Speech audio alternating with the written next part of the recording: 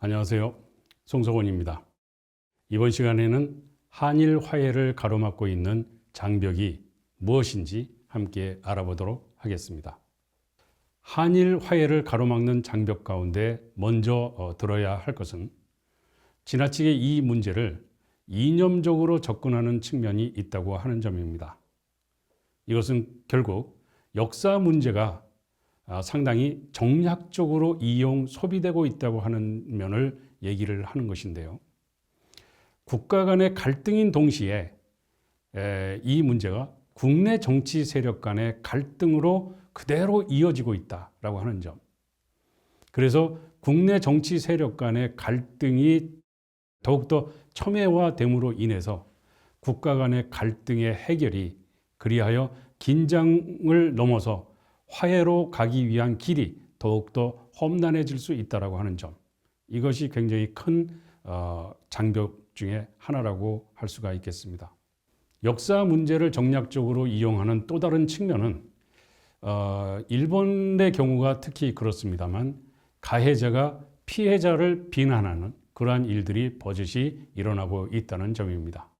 특히 한국에서 현저하게 나타나는 특징입니다만 피해자와 지원단체에 대한 비판이 역사 문제를 정략적으로 이용하는 것과 연계되는 그런 측면을 살펴볼 수가 있습니다. 대표적인 사례로 일본 정부가 만든 아시아 여성기금 활동과 관련해 아시아 여성기금의 그 미마이킨이라고 하는 위로금을 받은 사람이 한국에 있었습니다. 그러자 한국 정부도 기금을 받지 않겠다고 서약한 사람들을 대상으로 지원금을 지불하는 등 기금을 받은 사람과 받지 않은 사람을, 기금을 수령자도 피해자인데도 불구하고 기금을 받은 사람과 받지 않은 사람을 나누는 그런 이분법적인 그런 그 접근을 한 것도 사실입니다. 화해치유재단을 둘러싼 논란도 이념적인 접근과 연동되는 그런 측면이 있는데, 물론 화해치유재단의 성립이나 그 활동과 관련해서는 분명 정부가 피해자의 의견을 충분히 반영하지 못하는 등 상당한 문제가 있었던 것도 사실입니다. 그러나 저러한 화해치유재단에 대한 그 활동에 대해서 다소는 이념적인 접근을 우리가 해서 재단하지 않았나 하는 반성도 분명히 우리 사회에 있다고 하겠습니다. 이와 같이 역사 문제를 정략적으로 이용하는 것과 함께 한국과 일본 사회 내부에서 모두 내셔널리즘이 격화되고 있는 양상을 볼 수가 있습니다.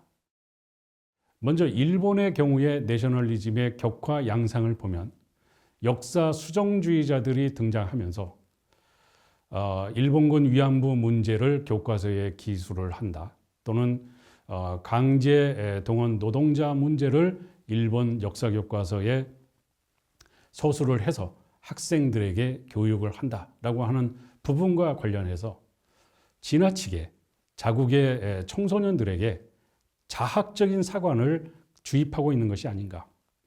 그러한 자학사관을 폐기해야 된다고 하는 주장은 이른바 새로운 역사 교과서를 위한 모임, 속칭 새영모라고 하는 일군의 그룹들이 자학사관을 폐기하고 일본의 자랑스러운 점, 일본의 뛰어난 점을 학생들에게 교육을 해야 된다라고 하는 주장을 펴면서 새로운 역사 교과서를 편찬을 하게 되는데, 그러한 발상 자체부터가 굉장한 내셔널리즘을 배경으로 하고 있음을 알 수가 있습니다. 이 역사 수정주의 등장 이후 일본 사회가 광범위하게 보수 우경화되어 간다고 하는 우려가 제기되고 있는 와중에 일본 정치에 있어서 가장 화급한 근무로 개헌 문제가 대두하게 되는데, 이 개헌의 궁극적인 목표는 전쟁 가능한 나라 일본을 만들겠다고 하는 점입니다. 개헌을 주장하는 사람들의 개헌 주장의 근거는 일본의 지금 헌법이 제9조에서 평화헌법의 내용을 담고는 있지만 이것이 일본 국민의 자발적인 의사에 의해서 이루어진 것이 아니라 당시 일본을 점령하고 있었던 연합국의 최고사령관 메가더의 초안을 바탕으로 해서 작성됐기 때문에 나름대로 강요된 헌법이다라고 하는 점입니다. 따라서 자주 독립국가에서 21세기에 그것도 경제적으로 엄청난 선진국인 일본이 헌법을 외부 세력에 의해서 강제된 헌법을 아직도 가지고 있는 것이 이해가 되지 않는다. 따라서 일본은 스스로 만든 헌법, 자주 헌법을 갖추어야 한다라고 하는 점입니다.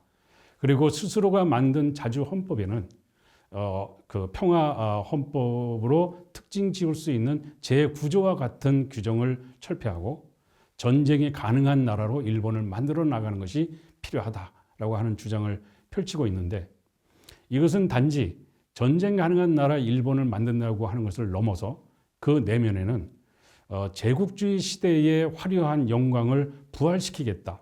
그래서 경제력뿐만 아니라 정치 안보적인 측면에서도 국제사회에 일본의 목소리를 적극적으로 반영하고 실현해 나가겠다고 하는 그러한 욕망이 감춰진 것이라고 할 수가 있겠습니다.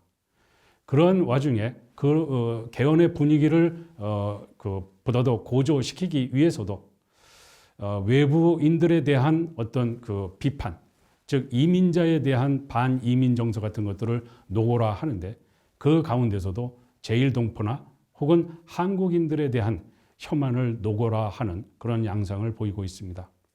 한때 일본의 대형 서점에 가면 혐한과 관련된 그 서적들이 특정 코너를 형성하기도 했습니다.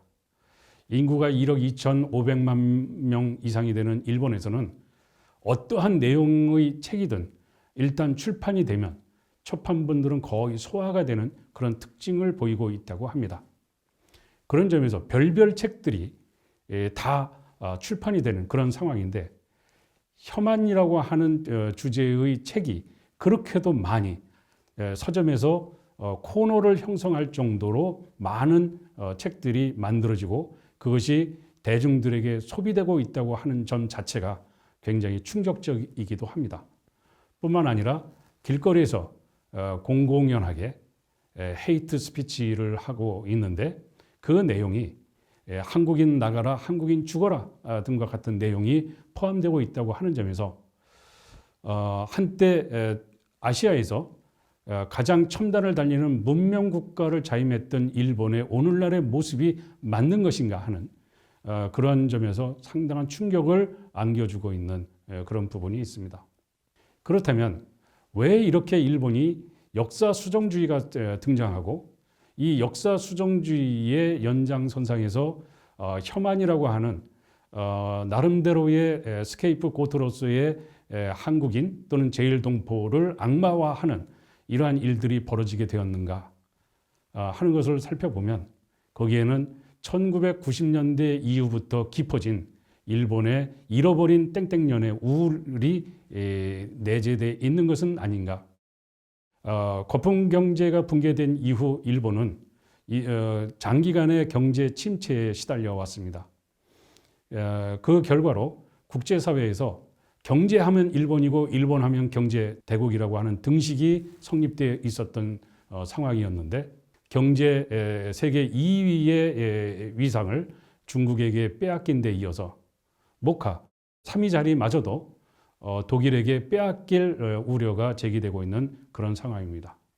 그런 면에서 자신들이 가장 잘 할 수 있고 잘 하는 분야라고 여겼던 경제에서 점점 자신감을 상실해가는 그런 상황 속에서 우울감이 계속 깊어질 수밖에 없는 그런 측면이 내셔널리즘을 격화시키는 동인으로 작용했다고 할 수가 있겠습니다.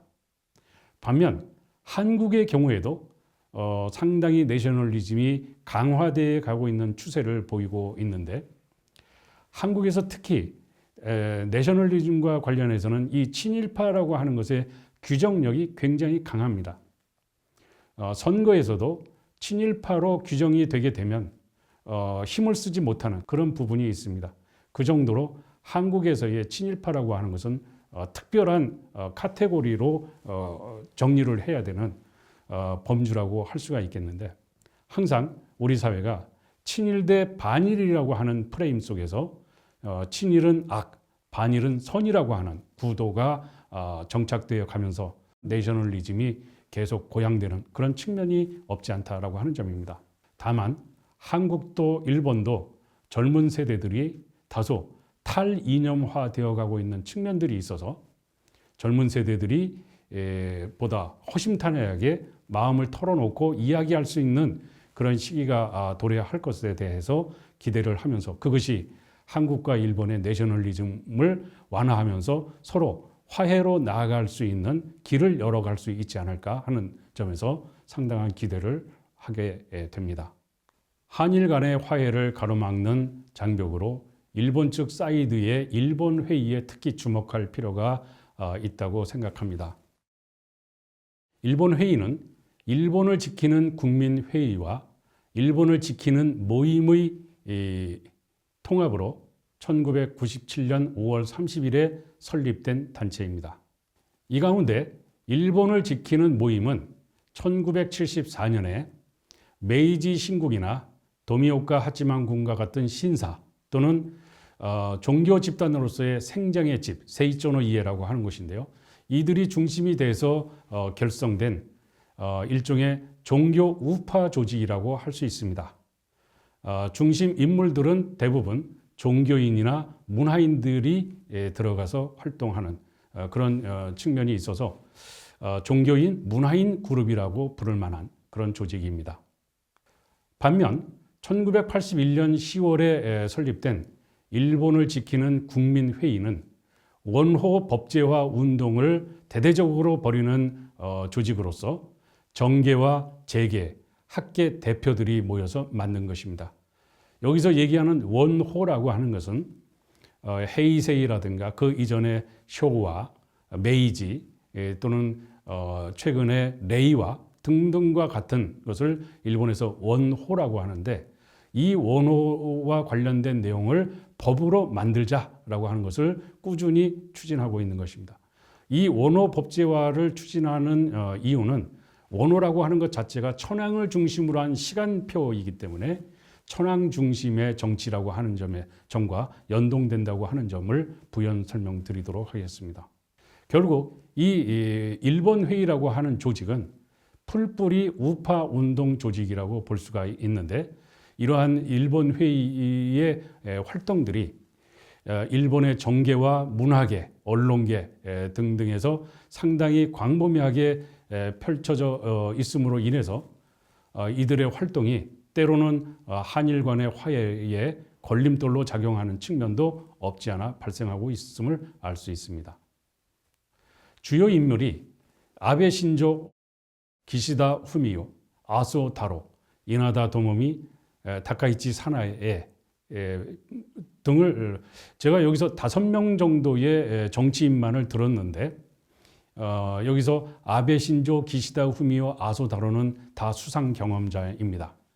이나다 도모비, 다카이치 사나에 같은 분들은 여성 의원으로서 언젠가 여성 수상이 될 만한 사람으로 평가되고 있는 그런 사람들이고, 대체적으로 아베 신조 전 수상의 측근 의원으로 알려져 있는 사람들입니다. 물론 주요 인물이 이들 정치인들 5명만이 아니라 굉장히 많은 수의 인물들이, 특히 정계에서도 많은 사람들이 포함이 되어 있는데, 여기서는 5명 정도만 언급하는 것으로 그치겠습니다. 이 일본 회의는 일종의 테마별 프런트 단체라고도 할 수가 있겠는데, 이 일본 회의가 주도하고 있는 단체가 아름다운 일본의 헌법을 만드는 국민 모임, 21세기의 일본과 헌법 유식자 간담회, 일명 민간 헌법 임시조사회입니다.